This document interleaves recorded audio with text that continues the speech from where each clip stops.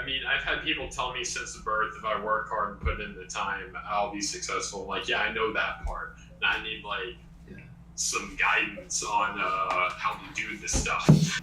Key piece of advice: challenge everything. Never assume anything is true that you're being told. Prove it for yourself. That's Good my advice. number one piece of advice. Wow, everything every senior NCO has told me. Well, What are you doing for your birthday? nothing. Yeah, like my favorite is people think like index funds, like stocks go up over the long run, and it's such a convenient thing to be told, and it's not true. It's just funny. It's the most shocking thing when I say it, because it's so not conventional wisdom, but it is like the most demonstrably false concept that people place. Our whole like global economy places its faith into this concept, and it makes no sense. So I shouldn't be guarding my Vans, is what you're saying.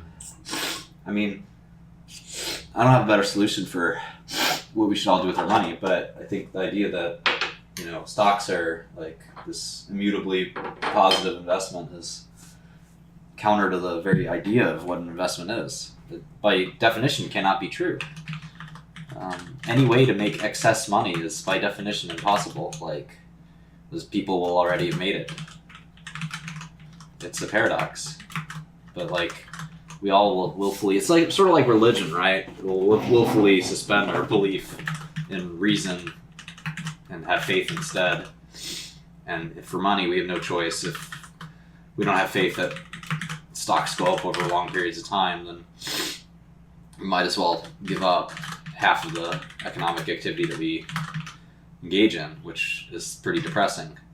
It's a lot like religion. If we don't believe in something, we're basically resigning to the fact that life is meaningless and purposeless and short and frustrating and sad, and that's a lot easier. It's a lot easier to believe a lie than to, kind of believe in that. Is that the truth?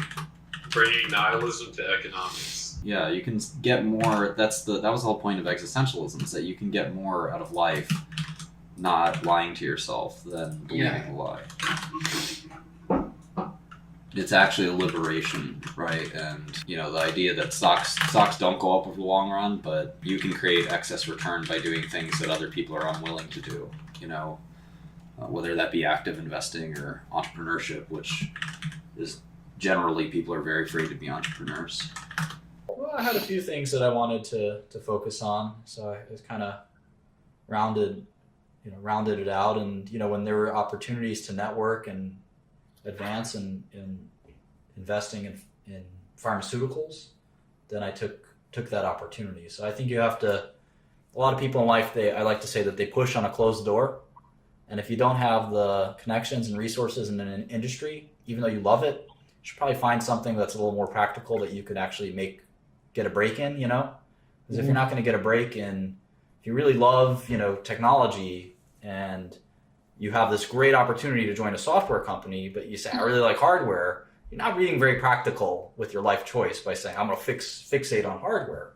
It's really kind of stubborn. You could go into software if you have a bunch of friends in the software industry, do that for a few years and maybe move over to hardware if you really love it.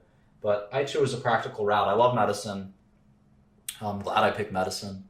But, for a while, I was kind of not sure if I wanted to be a professional investor or a pharmaceutical entrepreneur, and I've sort of picked pharmaceutical entrepreneur. But you want to pick. I definitely always felt that I was going to do something in this type of field. But certainly, if I started my life over again, it could just have easily been a .com type guy. So you're talking about what you decided to do as a career choice, and I wanted to know, how did you find your passion? How did you know that was what you wanted to do? Well, there's some things in life that they just speak to you. For me, medicine is one of those things. It's so complicated and cool and technical and detailed, but at the same time, it's so practical. You take an antibiotic, it saves your life from an infection. It's cool. So, it always just, ever since I was a little kid, it was just, it amazed me that you could be dying, and one little medicine that one scientist made, and you could survive. I always thought I could be that smart scientist that could come up with that medicine. I think that people end up doing what their circumstances in most cases dictate that they're going to do, unless they're smart enough to overcome those circumstances. Elise, I know I was meant to be with you, girl. So that's all I know. Ooh, slick. Yeah, pharma's kind of got its head screwed on wrong right now.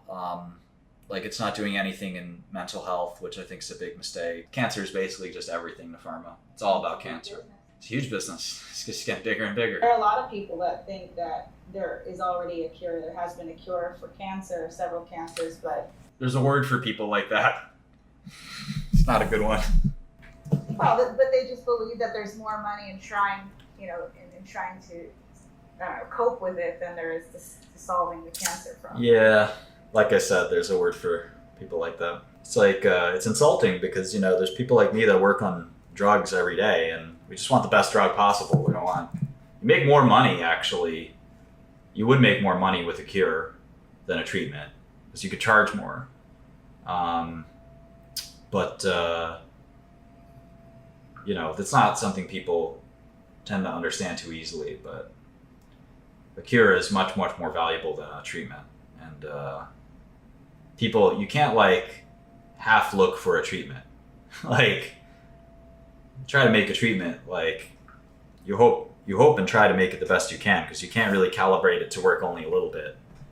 And there's a lot of cures. I mean, the best-selling drug of all time right now is a cure for Hep C. So the treatment for Hep C. I saw a commercial for that. Yeah, the treatment for Hep C didn't sell very much. The cure sold 10 times as much. So money's in the cure. Problem is, cures are pretty hard to come by. Sovaldi is the best-selling drug of all time. Yeah. Yeah. Typically, you wouldn't advertise a specialty medicine, so it is unique that there's a. Now, Lipitor topped out at 12 billion, and Sovaldi and its brethren topped out at 16, 18 billion. So there's a lot of money in cures, and then if you look at drugs like CML and others, I mean, you can cure diseases and make a fortune. Prevnar. You're so smart and you know so much about things. How can someone learn as much as you have? I don't think I'm very smart, and I don't think I know that much about things. I think I know if you take one small area and you try to master that area, I think you end up, you might seem like an expert in a lot of other things too, and you try to apply some of the learnings you've made in that field, and the way you made those learnings, you can apply them somewhere else. And I'm not, I don't think anybody is. I think there's also, the same way I mentioned that people in their minds create these big goals for wealth and success that, they kind of imagine. I talked about that a minute ago. I think people do the same thing with intelligence. Because you had a good streak in school or a bad streak in school, you 10 times overestimate maybe how smart you are or how not so smart you are. And I think that I've had the same. When I was a child, people thought I was a prodigy. And they pushed me through school very hard. And then in high school, I had a terrible time in high school where I failed classes. And I thought I was a complete idiot. And I'm sure there's some other people that did too. And the truth was somewhere in between.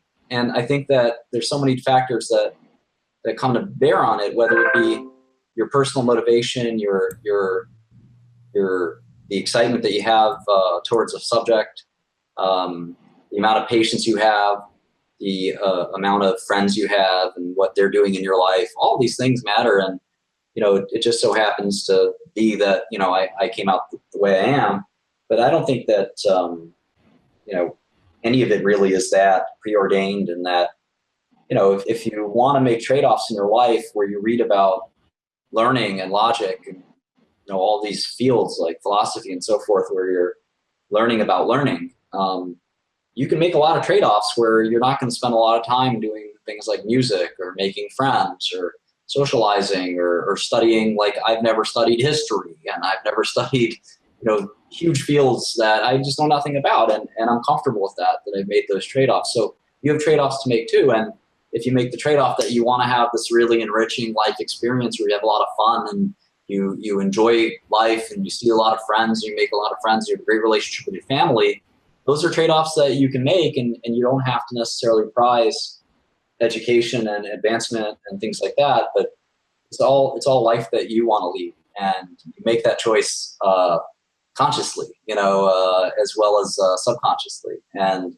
it's just going to happen the way it's going to happen. I don't think there's a lot of choice in it. And In essence, you're sort of wired to be the person you are, whether you're a gregarious person that doesn't spend a lot of time worrying about what the Greek alphabet is, or you're the kind of person that is always going to tackle the hardest, most complicated thing, and that's what gets you going. It's up to you. If you want to be like somebody else, it's often sometimes hard to, we can admire people, but if it's not you, it's not you. So I think in many ways, like, if you admire me because you think I'm a tenacious person who really tries to master a field, well, that's great. I admire people like that too. But if it's not something you want to do, or you're willing to do, or you can't seem to bring yourself to do it, I wouldn't despair. I just take advantage of the fact that there's other things you can do, like have lots of friends and be really social, and have other ways to be satisfied with your life. Again, there's people that I admire for their different skills and abilities. So there's a lot more to life than just reading books and learning things and seeming smart. If you can have a more balanced life, I'd advise you to do that. Well, thank you. No, it's because I have a huge interest in finance, and then sometimes, like, in a conversation about chemistry or coding, I know nothing about that, and I feel like sometimes, like, I'm at a disadvantage on things, and then I look at someone like you who knows so much about a wide range of things. Well, you're also young. With time you get older and you have more time to learn things. So don't be too upset with yourself if you plan out. The problem is you don't want to get 10 PhDs. At some point you have to apply your knowledge and enjoy it, and other priorities will come into your life than just learning things. And most people at some point give up. So I wouldn't get too nervous. Yeah, I don't know. Like, programming is so amazing. Like, I did it. I was lucky. Like I said, I went to PS 197 in Brooklyn, Bernie Sanders' elementary school, and they had Apple IIe computers in a computer lab. We got to learn how to program. It's amazing. I was 6 years old. And, it never left me. And it's just a way of thinking logically and in a linear, sometimes linear fashion. And everyone should learn programming. It's a beautiful thing. And we live in a computer society. The fact that people aren't willing to learn how to communicate with a computer in an advanced way is like, you learn programming as a genetics guy? I know very, very basic programming, yeah. What language? Yeah.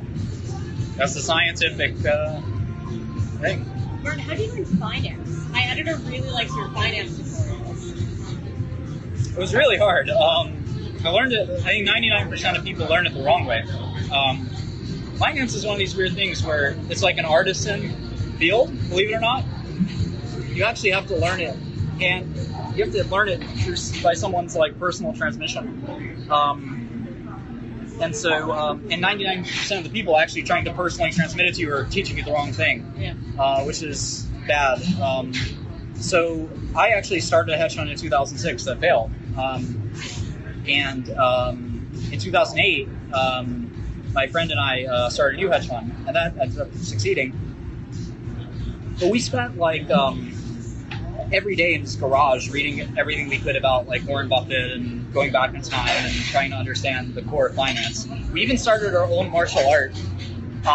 It's kind of ridiculous. It's a joke. It's an inside joke, but it explained our discipline of trying to arrive at the core truths of finance, and we still have this thing we do that explains our our humility towards understanding what finance is all about. Because I think people in finance, what they do is they learn one thing and they assume that they know everything. And the sad thing about it is you never stop learning. And finance is the weirdest field because it's so simple, but then there's this exercise in self-discipline it tears you apart because you want to invest, you want to jump in, you want to do stuff, but you realize that you're just you have to restrain yourself from making these rash decisions, and it's totally unlike any other field in that you probably need to study finance for 10 years before you actually practice it, and that's very counterintuitive to people that are let me just get in there and go.